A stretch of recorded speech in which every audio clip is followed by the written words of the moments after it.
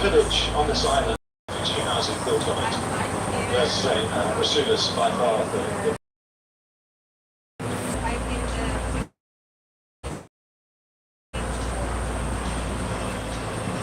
As we go, the bump just up ahead of us, if you look up to the left, you'll see a house with satellite dishes on top. They weren't massive, but they were massive and tense. And behind it, a two-bedroom refugee home still lived in by the same occupants that lived in there. Now, ladies. We like to treat all the ladies on our bus because John on this island is also referred to as Cyprus's premier hairstylist. He's about to go up his favourite road called the Windy Road, and he's invited all the ladies to sit back, relax and enjoy as he blow dries and styles your hair ready for iron amber tonight. Yeah. Gentlemen, if you have anything that could potentially blow up your hair, then hammer to that top. Absolutely like that. It's the disheveled look.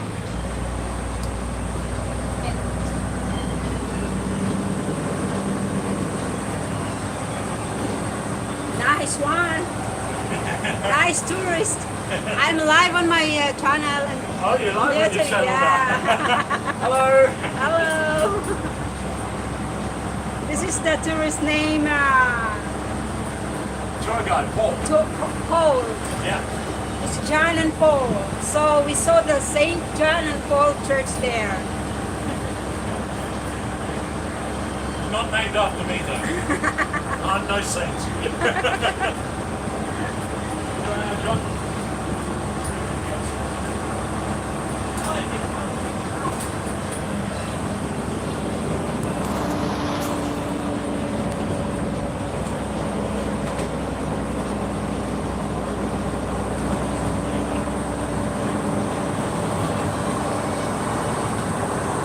Yes, guys. Look at the villages. So we're going to show you the villages.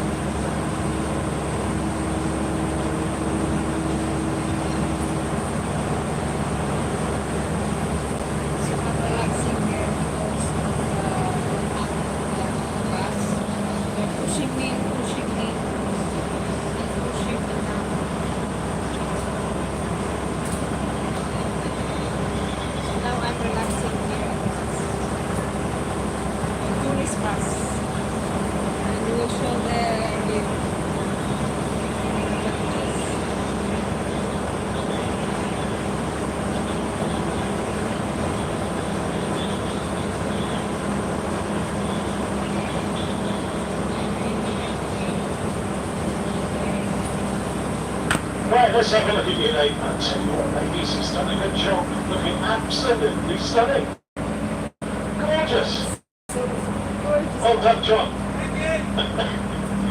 Right, this is the village of Fremeros, and Fremeros was actually founded by the Franciscan monks. But it was another one of those villages that used to be on the coast, but they moved it inland because of frequent pirate visits. But Fremeros is well known for two reasons. The first one I'm going to start by explaining. In Cyprus, we don't need a big excuse to have a massive party. Because if you'd been here about 3 weeks ago, and 4 weeks ago, in fact, on Saturday, you two could have come to Fremeros and celebrated, wait for it, Watermelon Day. I kid you not, it's a good party too. Very good party. Free. The other thing Fremeros is well known for is halloumi cheese. The halloumi that's produced here, slightly more yellow in colour, richer, creamier, delicious. But my boss had been doing this trip for 14 odd years, and he made two mistakes. One, he made the mistake of the bus, and two, he made the fatal mistake of telling me about it. He came through here with a busload of people, and went, ladies and gentlemen, this is where they grow halloumi. Halloumi. Ever since then, I've been looking for the tree or the bush. I can't find out where they grow it. Must be talking rubbish. Yeah, I used to drive in crackers, because every trip I did, he used to stop at the depot, wait for me to get off and go, did you do it for the halloumi thing again? Of course, Alan, without a doubt. So they are there up. Just up to the left, you see the new church of Fremeros, and as we get a bit further up the road, you see the old church next to it. They never destroy an old church in favour of the new one. They always keep both. In fact, they take that to extremes. They were building a new church on the road that links Fremeros and Satira. That planning permission, they started digging down to put in the foundations for the new church, and they discovered some foundations of a long since ruined church. So they stopped everything, they went back to the planning office, moved the new church 10 yards to the left. Now you can go inside the new church, and as you walk out, you see the foundations of the old church that have been restored. Yeah. Really nice.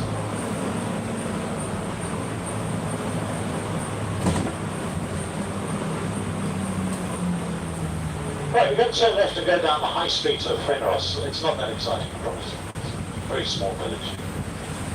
But as we get to the bottom, we're going to turn to the left. If you look over the left-hand side of the bus, you'll see the third member of the military four that died in that Battle of the Barn. There is a memorial statue there put in his honour. He was one of the soldiers that died in the Battle of the Barn back in the military.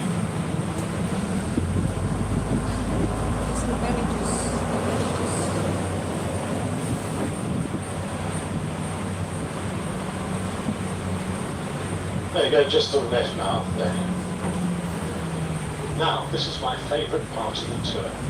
I love doing this part because I get to turn most of you green with envy. We're going to talk about living in Cyprus. Shut up, everyone. So about 8 years ago, my darling wife and I decided we were going to move out to this beautiful island and live here. So we looked for a house. Get back to you. We found a 2-bedroom bungalow, swimming pool, nice garden. It cost us £60,000. I want to explore the beauty of the Cyprus. Going by a shoebox of that There you picture where we were. go, villages. I did my research. You've got to do research. Things like council tax. We all hate paying that, don't we? The village I live in is one of the biggest red soil villages, so we get the highest council tax. Do you know there's even Barcelona, the town council charge us €412 a year. Oh, it's shocking, isn't it? It's disgusting. They only collect the rubbish twice a week. I don't know what they do with the rest of the money, you know. Unbelievable. Water bills, well, we get a water bill every quarter. So, yeah, every 3 months we get a water bill. Typical of my life, I had a problem with the pool lining. Had to replace it, which meant I had to empty the pool. Had to refill the pool after I'd done it. I nearly had heart failure when I got that water bill in. My wife nearly called the ambulance, honestly. I opened the envelope, €54 for that quarter. Shocking. Electricity, well, this time of year can be quite expensive. You're running air conditioning, it's a little bit warm. I think you might have noticed that. So we get an electricity bill every 2 months. Normally, our summer electric bill is around about €125 for the 2 months. This year, however, 52. Why? Well, we've got solar panels on our roof now. We're supplying the electric grid. Wonderful. So now, Oh yes, Cypriot weddings, we're going to talk about those. My daughter's got to that age where she wants to settle down and get married. So I have absolutely insisted on her having a Cypriot wedding. I've told her that when she eventually finds her intended victim, husband, what happens is we will send out an invitation to every single living human being in our world, in that village. Whether we know them or not, doesn't matter, they all get invited. If her potential husband comes from another village, guess what? villages. They all get invited too. Sounds expensive, doesn't it? Well, the fortunate thing is it isn't. So, you go to the wedding's beautiful even if you don't speak Greek.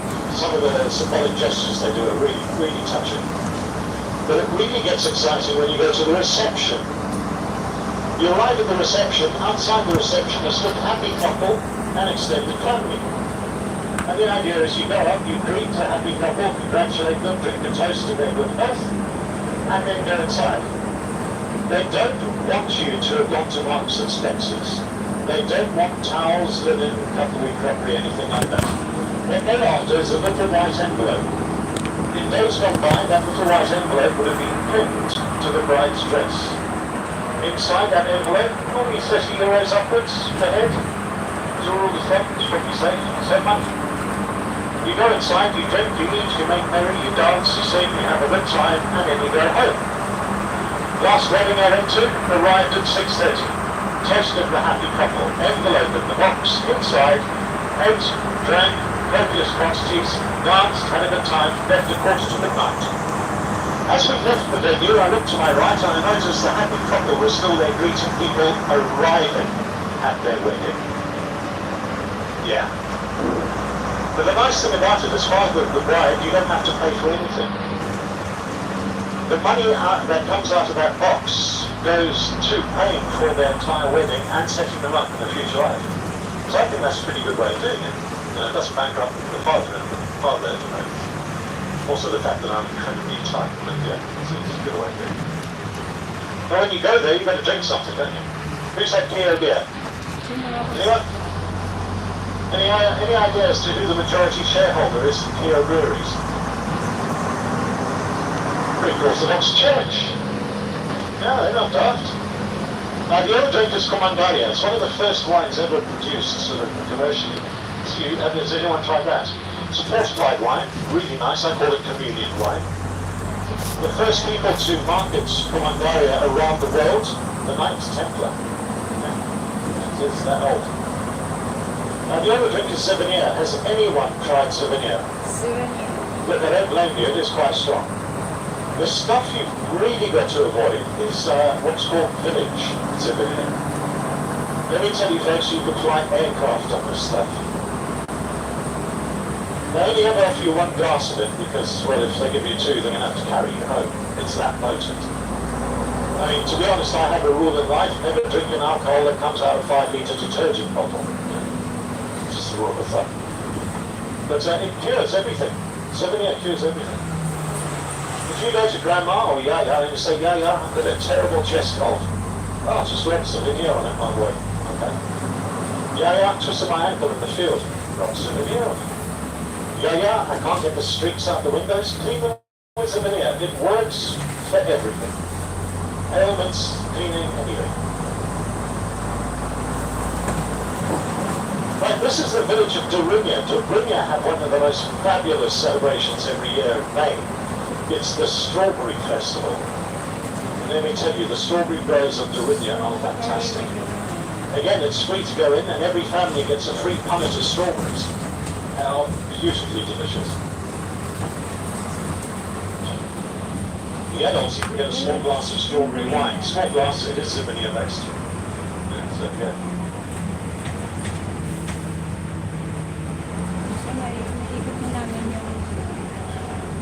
Right, we're going to head off east. We're going to go through the residential part of Dourinya. There's a very special reason we do that as well. Imagine, pupunta ako ng terrain niya.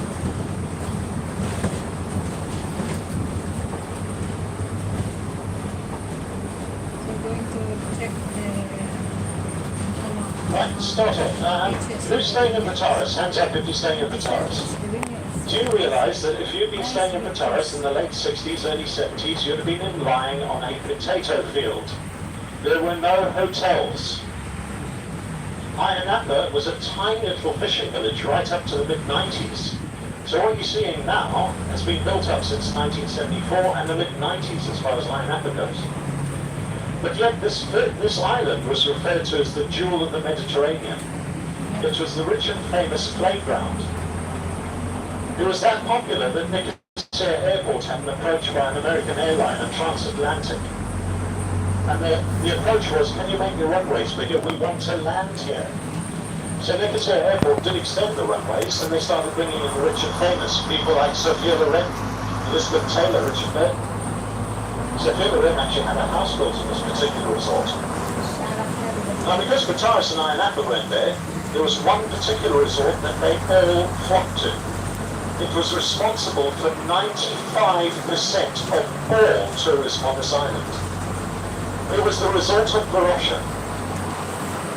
Barrage at its peak had the capacity for 700,000 beds. 700,000? Massive. Then the conflict happened and Barrage was emptied out. Within 48 hours they had places abandoned. And it's lain abandoned since 1974. Since the early 80s, the UN had been in control of it because it was prime real estate on the island. It was some of the most important real estate anywhere. So the UN stepped in and passed a resolution 550, which states the land can only be reused or repurposed when it's returned to its rightful owners. Again, it seems like a good idea, doesn't it? There's a small problem with that, though. If you have a look just after these buildings to the left of us, you can see the abandoned resort of Barrage. The problem with that resolution is put yourself in the position of a Cypriot hotel owner. Your first priority during a conflict are to your occupants of your hotel, your customers, and to your family. Second priority may be money, maybe passports. The last thing on your mind is to go and stand in a queue at the courthouse and collect your title deeds. So now you've got to prove you're the rightful owner. Problem. They've got title deeds. Now we actually do, up until about 5 years ago, you can take pictures of it from the outside, but the UN obviously realised it's a lot easier to keep, rather than try and keep us all out, they started letting us in a controlled manner. And as I say, we do a tour there on a Tuesday and a Friday, and we call it the Barrage Experience. We give you a map that's exclusive to us. And you can also hire the audio monitors that work in conjunction with the map. If you do want to book that, by the way, and you phone us direct, if you speak to either Andy or Jim, just leave that idiot guy on the village tourist without discount, and they'll look at fibre options to get. But there's one particular hotel I want to point out. It's the one in the middle, that big one there. You see it? It's called the Golden Sands Hotel. That cost £3 million to build in the early 70s. And they opened that hotel in May of 1974. There's a good investment. It was open for 8 weeks. Now, there's actually a book written about this. Has anyone read a book by a lady called Victoria Hislop? It's called Sunrise. It's all about that particular hotel. And if you're interested in the conflict of that, it's advised that you read this one. It is a work of fiction, but there's more fact in it than fiction. It's a brilliantly written book. But that hotel in particular I draw attention to because when the British ruled here, they sold that land to the Greek Orthodox Church. However, the original occupants of that land was a Turkish mission village. So who's the rightful owner? And they can't prove it either. That's one hotel in that area that has capacity for 700,000 beds. That's the size of the knot they've got to try and untangle before they can do anything with Barrage. Yes. All right, John, thank you.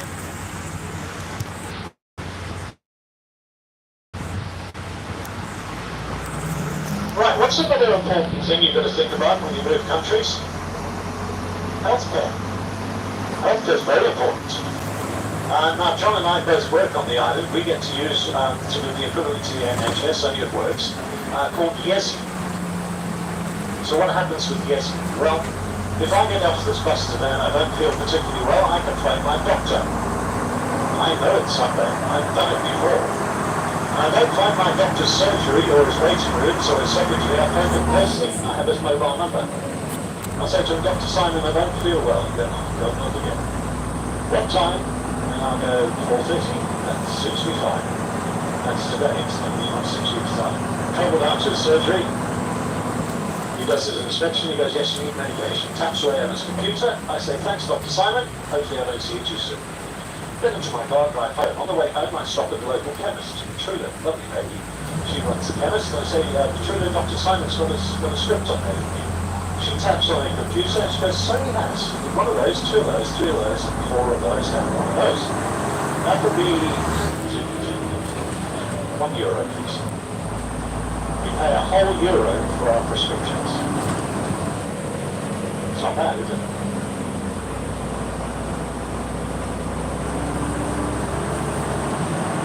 Private healthcare is not much more expensive. My wife went to a private physician, €25 for the initial consultation. That's not bad. So that's what you say. She went, she said, I'll see you in 2 weeks' time. 2 weeks later, she arrived 15 minutes late as usual. Walked in, he did his inspection, he goes, yeah, things are moving along nicely here. I'll see you in 2 weeks' time. And she started digging around in her purse, muttering, I just paid €25 for the benefit of it. And he looked at it, he said, what are you doing? I said, looking for my purse. He goes, brilliant, why? Well, I'm going to get money out, get paid. He says, what are you doing? First initial consultation. She had 3 consultations with a private specialist for €25. What makes it even better is another specialist she went to more recently said, you need an operation. She went in on the Wednesday to have this on a meeting with the doctor, the consultation. By Friday, she'd had the operation, she was back home. Yeah, it doesn't take 18 months to get a hotel or hospital appointment. Very, very effective and very professional. We have pop-up clinics all over the island. The University of Nicosia bring down their trainees and they do your little MOT. That's MOT, that's good.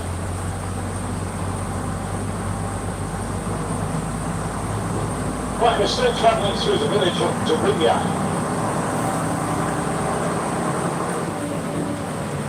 The other nice thing about this island is John and I are considered seasonal workers, which means we can put our feet up for the whole of winter.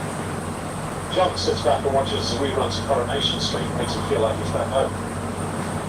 But yeah, we actually get paid to sit around and kind of doing nothing. We get, because we're seasonal workers, we get 3 payments during winter called winter payments. It's not enough to retire on, but it's enough to look after you for the rest of the coming months until summer season starts again.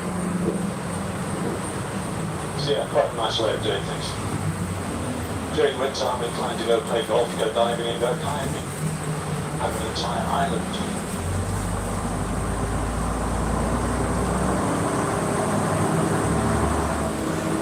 John, remember first exit? Yes, I Thank did. you. I was just going to remind you because I know you forget when you're on eight. Right, if you look to the right, just after that, just to the left of the Super Action building, you'll see some sand flats in the distance. You see those, remember that there? Oh, nice. During summer, admittedly, they are sand flats and basically a motocross track for the youngsters. However, in winter, it's a lake. We get migratory water birds come out here. The likes of flamingos and other types of water birds nesting and roosting there. And then during summer, it dries out again. Basically, sand flats. Because the name Paralumi actually means by the water or by the lake.